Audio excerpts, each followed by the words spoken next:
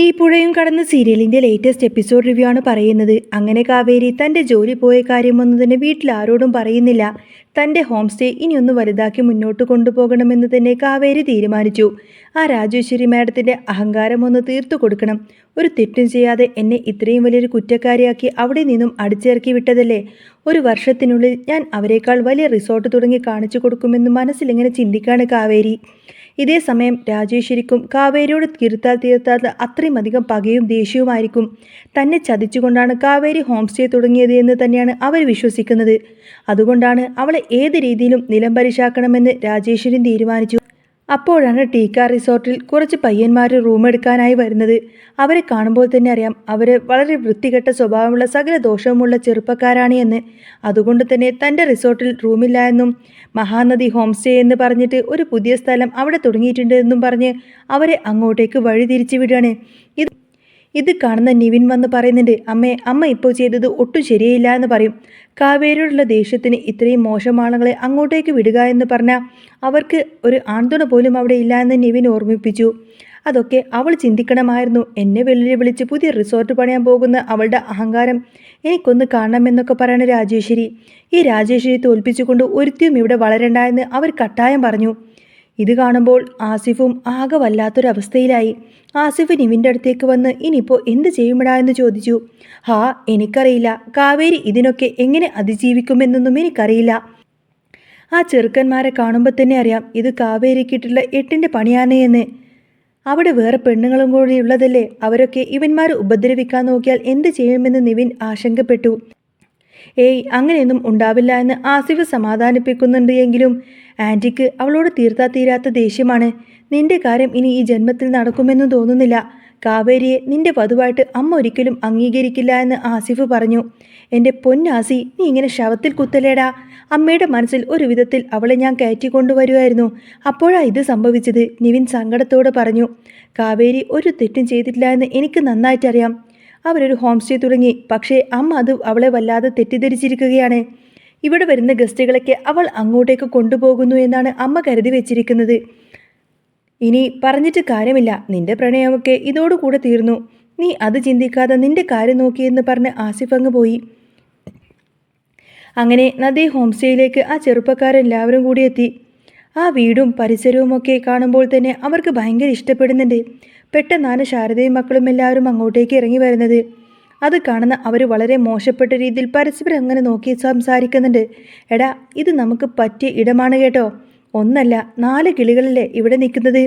ഇവിടെ തന്നെ എങ്ങനെയെങ്കിലും അങ്ങ് കയറി പറ്റണം. നമുക്ക് ഇവിടെ തന്നെ കറന്ന് ആറടിക്കാമെന്നൊക്കെ പറഞ്ഞ് അവർ വളരെ വൃത്തികെട്ട രീതിയിലായിരിക്കും സംസാരിക്കുന്നത്. അവരുടെ മട്ടും ഭാവവും ഒന്നും ശാരദാമ്മക്ക് ഇഷ്ടപ്പെടുന്നില്ല.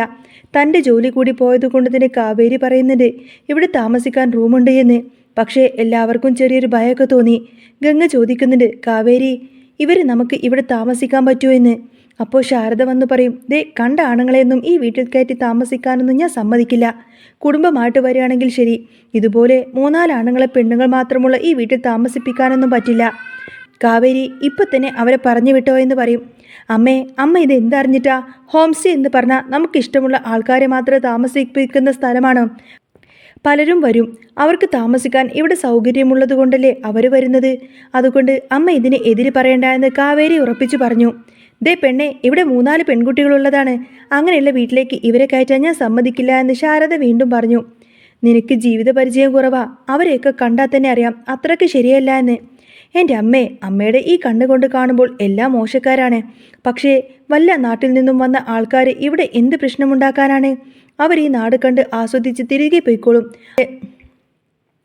അവർക്ക് താമസിക്കാനൊരിടം അതല്ലേ നമ്മൾ കൊടുക്കുന്നുള്ളൂ എന്ന് കാവേരി വാദിച്ചു. ഗംഗയും വന്ന് വേണോ കാവേരി എന്ന് ചോദിക്കുമ്പോൾ, ചേച്ചി അമ്മയുടെ കൂടെ ചേർന്നിട്ട് ചേച്ചിയും ഇങ്ങനെ തുള്ളാൻ നിൽക്കരുത്. വരുന്ന ഗസ്റ്റുകളൊക്കെ പറഞ്ഞു വിട്ടാൽ പിന്നെ ഹോം സ്റ്റേ നടത്തുന്നത് കൊണ്ട് എന്താ ഗുണം? ഐഡൻറ്റിറ്റി ഒക്കെ നോക്കിയല്ലേ റൂം കൊടുക്കുന്നത്, അല്ലാതെ വെറുതെ ഒന്നുമല്ലല്ലോ. ഒരു പ്രശ്നവും ഉണ്ടാവില്ല. നമുക്ക് മുന്നോട്ട് പോകണമെങ്കിൽ ഇതൊക്കെ വേണം. സാമ്പത്തിക ബുദ്ധിമുട്ടുകൾ ചേച്ചിക്ക് അറിയാവുന്നതല്ലേ, കാവേരി ഓർമ്മിപ്പിച്ചു. അങ്ങനെ രണ്ടും കൽപ്പിച്ചുകൊണ്ട് തന്നെ അവർക്ക് അവിടെ റൂം കൊടുക്കുകയാണ് അവർ. മുറിയിലേക്ക് കയറുമ്പോൾ ആ പയ്യന്മാർ പറയുന്നുണ്ട്, എടാ, നമ്മൾ വന്ന് പെട്ട സ്ഥലം ഏതായാലും ഉഷാറായി. നമ്മൾ ആഗ്രഹിച്ചതുപോലെ തന്നെ 4 കിളികൾ നിരന്ന് നിൽക്കുന്നു. അവരുടെ അമ്മയും അത്ര മോശക്കാരിയൊന്നുമല്ല. ഇന്ന് രാത്രി ഇവിടെ ഉത്സവം തന്നെ ആക്കി മാറ്റണമെന്നൊക്കെ പറഞ്ഞ് അവർ ആ മുറിയിലിരുന്നിങ്ങനെ മദ്യപിക്കുകയാണ്. രാത്രിയായപ്പോൾ കാവേരിക്കും ചെറിയ പേടിയൊക്കെ തോന്നും തുടങ്ങി. കാരണം അവരുടെ നോട്ടവും രീതിയുമൊന്നും അത്ര ശരിയല്ല. പക്ഷേ അവരെ ഇറക്കിവിട്ട ഹോം സ്റ്റേക്ക് മോശം പേരുണ്ടാവുമോ എന്ന് അവർ ഭയപ്പെട്ടു. ജോലി പോയ സാഹചര്യത്തിൽ മുന്നോട്ട് പോവാൻ വേറെ വഴിയില്ല. രാത്രിയാകുമ്പോൾ മദ്യപിച്ച് ലക്കുകെട്ട അവർ കാവേരിയുടെ മുറിയിലെ വാതിൽ വന്ന് മുട്ടണേ. പേടിച്ച് വിറച്ച് വാതിൽ തുറന്നു നോക്കുമ്പോൾ ഞങ്ങൾക്ക് കുടിക്കാൻ കുറച്ച് വെള്ളം വേണമെന്ന് അവർ ആവശ്യപ്പെട്ടു. മദ്യത്തിൻ്റെ രൂക്ഷഗന്ധം വന്നപ്പോൾ ശാരദക്ക് പേടിയായി. ഇവിടെ ഇപ്പോൾ വെള്ളമില്ല, നിങ്ങളുടെ മുറിയിൽ വെച്ചിട്ടുണ്ടല്ലോ എന്ന് പറയുമ്പോൾ ഗംഗയും അങ്ങോട്ടേക്ക് വന്നു. ഗസ്റ്റുകൾ രാത്രി ഇങ്ങോട്ടേക്ക് വരാൻ പാടില്ല എന്ന് ഗംഗ പറയുമ്പോൾ അവർക്ക് ദേഷ്യം വരികയാണ്. ഹോം സ്റ്റേ നടത്തുമ്പോൾ ഞങ്ങളെ സന്തോഷിപ്പിക്കേണ്ട ഉത്തരവാദിത്തം നിങ്ങൾക്കില്ലേ എന്ന് ചോദിച്ച് അവർ ഗംഗയെ അങ്ങ് കടന്നു പിടിച്ചു. ഗംഗയെ വലിച്ച് അവരുടെ മുറിയിലേക്ക് കൊണ്ടുപോകുമ്പോൾ പേടിച്ച് ബോധം പോകുന്ന അവസ്ഥയിലായിരുന്നു അവള്. ഇത് കണ്ട് ഞെട്ടി നിൽക്കുന്ന കാവേരിയും ശാരദയും യമുനവും രാധമ്മയൊക്കെ ആകെ നിലവിളിക്കാൻ തുടങ്ങി. ഗംഗേച്ചി എന്ന് പറഞ്ഞ് നിലവിളിച്ചുകൊണ്ട് തന്നെ കാവേരി ഓടിച്ചെന്ന് വാതിലങ്ങ് മുട്ടി. ബഹളം കണ്ട് പേടിച്ച നില ഫോൺ എടുത്ത് വിനീതിനെ വിളിച്ചു. വിനീതേട്ടാ, ഒന്ന് ഇങ്ങോട്ടേക്ക് ഓടിവായോ, ഇവിടെ പ്രശ്നമാണ്, വന്നവർ ഗംഗേച്ചി ഉപദ്രവിച്ചു എന്നൊക്കെ പറയും. ഗംഗേച്ചി എന്ന പേര് കേട്ടപ്പോൾ തന്നെ വിനീത് പെട്ടെന്ന് അവിടെ നിന്നങ്ങ് ചാടി എഴുന്നേറ്റ് അങ്ങോട്ടേക്ക് ഓടി വന്നു. സഹായത്തിന് നിവിനെയും വിളിക്കുന്നുണ്ട്. നിവിൻ അന്നേരം ഉറക്കമില്ലാതെ ഇരിക്കുകയായിരുന്നു. വിനീതിൻ്റെ വിളി കേട്ടപ്പോൾ തന്നെ സ്നേഹതീരത്ത് എന്തോ പ്രശ്നമുണ്ട് എന്ന് അവൻ മനസ്സിലാക്കി. അവനും അങ്ങോട്ടേക്ക് ഓടിയെത്തി. അവരവിടെ ചെല്ലുമ്പോൾ വാതിൽ തല്ലിപ്പൊളിച്ച് കാവേരി ഉള്ളിൽ കടക്കാൻ ശ്രമിക്കുന്നുണ്ടെങ്കിലും ആണുങ്ങളുടെ ശക്തിക്ക് മുന്നിൽ അവൾക്ക് സാധിക്കുന്നില്ല. ശാരദ ഗംഗയുടെ മുഖത്ത് വെള്ളം തളിക്കുന്നുണ്ട്. നിവിനും വിനീതും ചേർന്ന് ആ കാട്ടാളന്മാരെയൊക്കെ വീട്ടിൽ നിന്നും അടിച്ചു പുറത്താക്കി. ബോധം തിരിച്ചു കിട്ടിയ ഗംഗയുടെ അവസ്ഥ കണ്ട് വിനീത് ആകെ തകർന്നു പോവാണ്. ആശുപത്രിയിൽ പോകണോ എന്ന് ചോദിച്ചപ്പോൾ വേണ്ട മോനെ, നാട്ടുകാരോട് ഞാൻ എന്ത് പറയുമെന്ന് ശാരദ കരഞ്ഞുകൊണ്ട് പറഞ്ഞു. കാവേരി അവിടെ ആകങ്ങനെ സ്തംഭിച്ച് നിൽക്കണേ. ഗംഗ പതിയെ ചിരിച്ച് എനിക്ക് കുഴപ്പമൊന്നുമില്ല എന്ന് പറയും.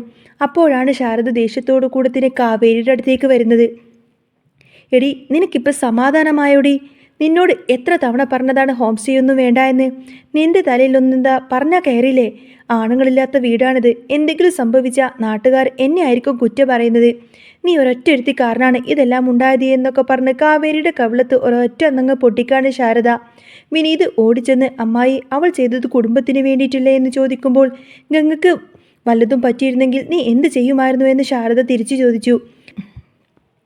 അവൾ ഇങ്ങനെയൊക്കെ സംഭവിക്കുമെന്ന് തുടങ്ങിയിട്ടില്ലല്ലോ ഇങ്ങനെയൊക്കെ തുടങ്ങിയത് എന്ന് വിനീത് സമാധാനിപ്പിച്ചു. ഇവളുടെ ഈ എടുത്തുചാട്ടം കാരണമാണ് ഇതൊക്കെ സംഭവിക്കുന്നത്. വലിയ ലോകപരിചയമുണ്ടല്ലോ എന്നാണ് ഭാവം. ജയബാലേട്ടൻ്റെ വീട്ടിൽ പോയി പ്രശ്നമുണ്ടാക്കി അയാൾ ക്ഷമിച്ചതുകൊണ്ട് മാത്രം രക്ഷപ്പെട്ടു. ഇപ്പോൾ ഗംഗക്ക് ഈ അവസ്ഥയായി. വിദ്യാഭ്യാസം കൂടിയതിൻ്റെ കുഴപ്പമാണ് ഇവൾക്ക്. എനിക്കൊന്നും അറിയില്ലെന്നാണോ ഇവൾ പറഞ്ഞത് എന്നൊക്കെ പറഞ്ഞ് ശാരദ അവളെ ശകാരിച്ചു. അമ്മേ, ഞാനിത് കരുതിയില്ല എന്ന് കാവേരി പറയുമ്പോൾ നീ മിണ്ടിപ്പോവരുത് എന്ന് ശാരദ ആക്രോശിച്ചു. വിനീത് ഇടപെട്ട് ഇനി പഴി ചാരിയിട്ടൊന്നും കാര്യമില്ല എന്ന് പറഞ്ഞ് അവിടെ നിന്ന് പോവാണ്. നിവിനും അതിൻ്റെ കൂടെ തന്നെ പോകുന്നുണ്ട്. സ്വന്തം അമ്മ കാരണമാണ് കാവേരിക്ക് ഈ ഒരു അവസ്ഥ ഉണ്ടായതല്ലോ എന്ന് നിവിൻ പോലും സങ്കടപ്പെട്ടു. പിറ്റേന്ന് നേരം വെളുക്കുമ്പോഴും സ്നേഹതീരത്തിലുള്ളവർ ആ വലിയ ആഘാതത്തിൽ നിന്നും മുക്തരായിട്ടില്ല. ഗംഗ ആകെ തകർന്നിരിക്കുകയാണ്. ശാരദ വന്ന് നടന്നത് കഴിഞ്ഞു, ഇനി അതോർത്തിട്ടൊന്നും ആരും ഇരിക്കണ്ട എന്ന് പറഞ്ഞു. കാവേരി വന്നപ്പോൾ വീണ്ടും ശാരദ കുറ്റപ്പെടുത്താൻ തുടങ്ങി. പുതിയ പ്രശ്നമുണ്ടാക്കാൻ പോയതാണോ എന്ന് ചോദിക്കുമ്പോൾ അമ്മേ, എന്തിനാണ് ഇങ്ങനെയൊക്കെ പറയുന്നത്? കാവേരി സങ്കടത്തോടെ ചോദിച്ചു. നീ ഇനി ഓരോ പ്രശ്നങ്ങൾ ചെന്ന് ചാടരുതെന്ന് ശാരദ പറയുമ്പോൾ അമ്മേ, ഞാൻ ചെയ്തത് നമുക്ക് ജീവിക്കാൻ വേണ്ടിയിട്ടില്ലേ? വരുന്നവർ ഏത് നാട്ടുകാരാണെന്ന് എനിക്കെങ്ങനെ അറിയാനാണ്? എനിക്കും ഇത് ആദ്യത്തെ അനുഭവം തന്നെയാണ്. ഞാൻ ഓരോന്ന് പഠിച്ചു വരുന്നതല്ലേ ഉള്ളൂ. പക്ഷേ അത് നിർത്തിക്കളയാമെന്ന് പറഞ്ഞാൽ പിന്നെ നമ്മൾ എങ്ങനെ ജീവിക്കുമെന്ന് കാവേരി ചോദിച്ചു. ശാരദക്ക് അതിന് മറുപടിയില്ല. തയ്യൽ ജോലി കൊണ്ട് നമുക്ക് ജീവിക്കാം, പക്ഷേ ഇനി ഹോം സ്റ്റേ എന്ന് പറഞ്ഞ് ആരെയും ഇങ്ങോട്ടേക്ക് കയറ്റാൻ ഞാൻ സമ്മതിക്കില്ല എന്ന് തന്നെ ശാരദ ഉറപ്പിച്ചു പറഞ്ഞു. ഗംഗയും യമുനയും ചേർന്ന് അമ്മയെ അനുനയിപ്പിക്കാൻ ശ്രമിച്ചു. ഇതൊരു പാഠമായി കണ്ടാ പോരെ അമ്മേ, തുടങ്ങിയത് നിർത്താൻ എളുപ്പമാണ്, പക്ഷേ ജീവിക്കാൻ പാടാണെന്ന് അവർ പറഞ്ഞു. അപ്പോഴാണ് ഇതൊക്കെ അറിഞ്ഞുകൊണ്ട് തന്നെ ജയബാലൻ അങ്ങോട്ടേക്ക് വരുന്നത്. എന്തൊക്കെയാണ് ഇവിടെ നടക്കുന്നത് എന്ന് ചോദിച്ചുകൊണ്ട് തന്നെ അയാൾ കയറി വരികയാണ്. ജീവിക്കാൻ മാർഗമില്ലാത്തത് കൊണ്ട് തുടങ്ങിയതായിരിക്കാം. പക്ഷേ പെൺകുട്ടികൾ മാത്രമുള്ള ഈ വീട്ടിൽ ഇതൊക്കെ ചെയ്താൽ നാട്ടുകാർ പലതും പറയും. ഇന്നലെ വന്നവൻ പെൺകുട്ടികളെ കണ്ടപ്പോൾ മോശമായി കരുതിയിട്ടുണ്ടാവും.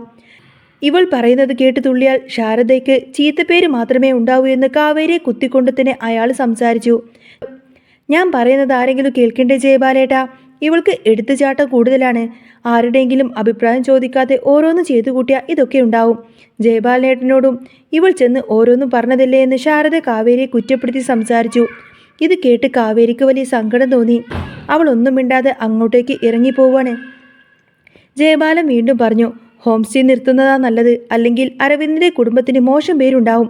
അരവിന്ദൻ എൻ്റെ സ്വപ്നത്തിൽ വന്ന് പറഞ്ഞു ഭാര്യയും മക്കളും അപകടത്തിൽ ചാടുന്നത് കണ്ടില്ലേ എന്ന്. ഞാൻ ഈ കുടുംബത്തിന് ദോഷമൊന്നും ചെയ്യില്ലല്ലോ. ഗംഗയുടെ കല്യാണം എത്രയും വേഗം തന്നെ നടത്തണം. ഇവിടെ ഒരു ഗൃഹനാഥൻ വന്നാൽ കാവേരിയുടെ ഈ പോക്കൊക്കെ അവൻ മാറ്റിക്കോളും. ആണുങ്ങളില്ലാത്തത് കൊണ്ട് തന്നെ അവൾക്ക് പേടിയില്ലാത്തതാണെന്ന് പറഞ്ഞ് അയാൾ ശാരദയെ സ്വാധീനിച്ചു. യമുനയ്ക്ക് ദേഷ്യം തോന്നുന്നുണ്ടെങ്കിലും അവൾ ഒന്നും മിണ്ടുന്നില്ല. ജയബാലൻ സന്തോഷത്തോടു കൂടി തന്നെ അത്രയും പറഞ്ഞ് അവിടെ നിന്നും ഇറങ്ങാണ്. കാവേരി സങ്കടപ്പെട്ട് ഒരിടത്തിങ്ങനെ വന്നിരിക്കുമ്പോൾ നിവിൻ അങ്ങോട്ടേക്ക് വന്നു. എന്താ എന്താ കാവേരി നീ ഇവിടെ വന്നിരിക്കുന്നത് എന്ന് ചോദിക്കുമ്പോൾ എല്ലാവരും ചേർന്ന് തന്നെ തളർത്തുകയാണെന്നും അമ്മക്ക് പോലും ഇപ്പം എന്നെ മനസ്സിലാവുന്നില്ല. ആ ജയബാലൻ വന്ന് അമ്മയെ എനിക്കെതിരെ തിരിച്ചു. അച്ഛനുണ്ടായിരുന്നെങ്കിൽ എനിക്ക് ഈ ഗതി വരില്ലായിരുന്നു എന്നൊക്കെ പറഞ്ഞ് അവൾ കരയാൻ തുടങ്ങി. അയാൾ എന്തിനാണ് അമ്മയുടെ കുടുംബകാര്യത്തിലൊക്കെ ഇടപെടുന്നത് എന്ന് അവൾ ചോദിച്ചപ്പോൾ ജയബാലൻ അങ്കിൾ അങ്ങനെയാണ്. നിവിനും സമ്മതിച്ചു. ഗംഗേച്ചിക്ക് കൊണ്ടുവന്നിരിക്കുന്നത് പ്രായമുള്ള ഒരാളെയാണ് എന്നും അമ്മ അയാളെ കണ്ണുമടച്ച് വിശ്വസിച്ചിരിക്കുകയാണെന്നും കാവേരി പറഞ്ഞു. വിനീതേട്ടനോട് സംസാരിക്കാൻ കാവേരി നിവിനോട് ആവശ്യപ്പെട്ടു. നിവിൻ കാവേരിയെ ആശ്വസിപ്പിക്കുന്നുണ്ടെങ്കിലും ഹോം സ്റ്റേ നിർത്താൻ കാവേരി തയ്യാറായിരുന്നില്ല. ശ്രദ്ധിച്ചു മാത്രം മുന്നോട്ടു പോകുമെന്ന് അവൾ തീരുമാനിച്ചു. ജയബാലൻ കാവേരി പുച്ഛിക്കുകയും വെല്ലുവിളിക്കുകയും ചെയ്യുന്നുണ്ട്. എൻ്റെ അച്ഛനെ പറ്റിച്ച നിങ്ങളെ എനിക്കറിയാമെന്ന് കാവേരി പറയുമ്പോൾ നിന്റെ അമ്മ പോലും ഞാൻ പറയുന്നത് കേട്ടേ നടക്കൂ എന്ന് അയാൾ പറഞ്ഞു. ഗംഗയുടെ കല്യാണം കഴിഞ്ഞാൽ ഈ കുടുംബം മുഴുവൻ എൻ്റെ കയ്യിലാകുമെന്ന് അയാൾ കാവേരിയെ ഭീഷണിപ്പെടുത്തി. ഇതേസമയം ഗംഗയുടെ മറ്റൊരു ആലോചന സുജാത അറിയുന്നു. സുജാത വീട്ടിൽ വന്ന് ശാരദയെ പരിഹസിക്കുകയും വെല്ലുവിളിക്കുകയും ചെയ്തു. എൻ്റെ വിനീതിൻ്റെ കല്യാണം ഞാൻ നടത്തി കാണിക്കുമെന്ന് അവൾ പറഞ്ഞു. രാധമ്മ ശാരദയെ ആശ്വസിപ്പിക്കുന്നുണ്ടെങ്കിലും സുജാത സമ്മതിക്കുന്നില്ലെന്ന് അവർക്കറിയാം. ജയബാലൻ ഗംഗയുടെ കല്യാണം വേഗം തന്നെ നടത്താനുള്ള തയ്യാറെടുപ്പിലാണ്. ഗംഗ വിനീതിനോട് സംസാരിച്ചു.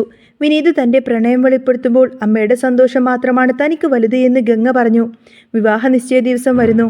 പക്ഷേ അന്ന് ആ പയ്യനെ പറ്റിയിട്ടുള്ള ഒരു സത്യം ശാരദാമ്മ അറിയുന്നുണ്ട്. അയാൾ നേരത്തെ തന്നെ വിവാഹം കഴിച്ചതാണ് എന്നും അതിലൊരു കുട്ടിയുണ്ട് എന്നറിഞ്ഞപ്പോൾ ശാരദാമ്മ ആകെ തകർന്നു പോയി. ജയബാലൻ്റെ ചതി അതോടുകൂടെ അങ്ങ് വെളിപ്പെടുകയാണ്. അങ്ങനെ ഈ പുഴയും കടന്ന് സീരിയലിൽ ഇനി വരാൻ പോകുന്ന നല്ല സൂപ്പർ അടിപൊളി ത്രില്ലിംഗ് എപ്പിസോഡുകളൊക്കെ തന്നെയാണ് കേട്ടോ. നിങ്ങൾക്ക് ഈ ഒരു ചാനൽ ഇഷ്ടമാവുകയാണെങ്കിൽ സബ്സ്ക്രൈബ് ചെയ്യാനും സപ്പോർട്ട് ചെയ്യാനും മറക്കല്ലേ. നെക്സ്റ്റ് വീഡിയോ ഉടനെ വരാം. ബൈ.